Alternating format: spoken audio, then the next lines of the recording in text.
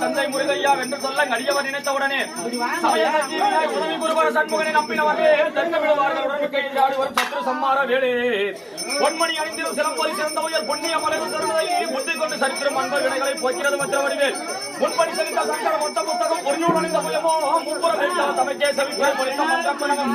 கண்மணி மனோன்மணி கண்மணி சிகாமணிகள் ஆனந்த போல வடிவை நாலு கதையும் பகல வந்த கதை யாவையும் நானடுமை சொல்ல வெளிதோ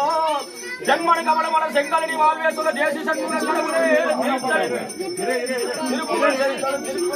திருத்தணி மலை கடவுளே